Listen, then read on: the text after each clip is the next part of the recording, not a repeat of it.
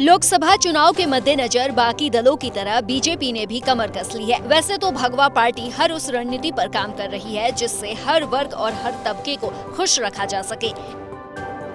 इसी कड़ी में बीजेपी मुसलमानों को भी तवज्जो दे रही है। वो इसलिए क्योंकि उस पर हमेशा से मुसलमानों की अनदेखी के आरोप लगते रहे हैं। लेकिन इस बार बीजेपी ने मुस्लिमों को रिझाने के लिए न सिर्फ नया प्लान बना लिया है बल्कि उस पर काम भी शुरू कर दिया है।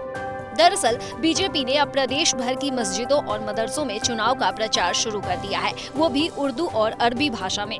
लखनऊ की दरगाह हजरत कासिम शाहिद से इस प्रचार अभियान का आगाज हुआ। बीजेपी के अल्पसंख्यक मोर्चा को इस काम की जिम्मेदारी सौंपी गई है। इस अभियान के तहत प्रधानमंत्री नरेंद्र मोदी के मन की बात की किताब को भी उर्दू भाषा में बांटा जा रहा है। साथ ही मदरसों और मस्जिदों में बीजेपी से जुड़े पोस्टर लगाए गए हैं जिनमें उर्दू में लिखा है, फिर एक बार मोदी सरकार।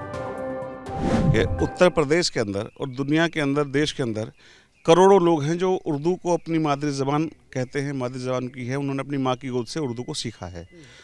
उन तक हमारी बात पहुँचे, इसके लिए उर्दू में ये बैनर पूरे उत्तर प्रदेश के अंदर लगने वाले हैं और उन मोहल्लों के अंदर जहां ख़ास तौर से मुस्लिम बहुल इलाके हैं, खानकाहें हैं, दरगाहें हैं, मस्जिदों के आसपास ये पोस्टर लगने वाला है। और इसमें ना दूरी है ना खाई है, मोदी हमारा भाई है, क्योंकि नारों का भारतीय राजनीति में ख़ास महत्व रहा है।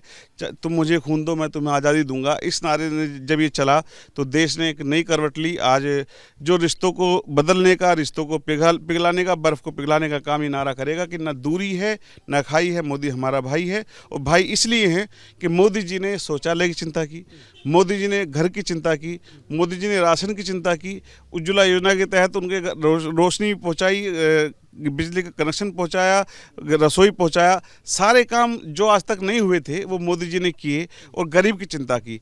उन गरीबों के भाई हैं मोदी, और मोदी जी को इस बार गरीब जिताने वाले हैं। गरीब का कल्याण, गरीब का उत्थान, ये भारतीय जनता पार्टी इस नारे के साथ और मजबूती के साथ आगे बढ़ेगी।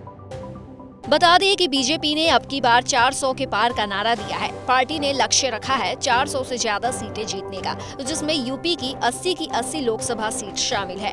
और यूपी एक ऐसा राज्य है जहां मुस्लिम मतदाता काफी तादाद में हैं, जिनके चुनाव में निर्णायक भूमिका होती है। यही वजह है कि बीजेपी का मुस्लिमों पर खासा फोकस है, क्योंकि यूपी ही उसे दिल्ली के सिंहासन तक लेकर जाएगी। फिलहाल बीजेपी ने मुसलमानों को साधने के लिए अपना जो नया अभियान शुरू किया है वो कितना कामयाब होता है और कितना नहीं, वो तो चुनावी नतीजों से ही क्लियर हो पाएगा। चुनाव के परिणाम ही ये बताएंगे कि मुसलमानों ने किसके सिर जीत का सेहरा सजाया है।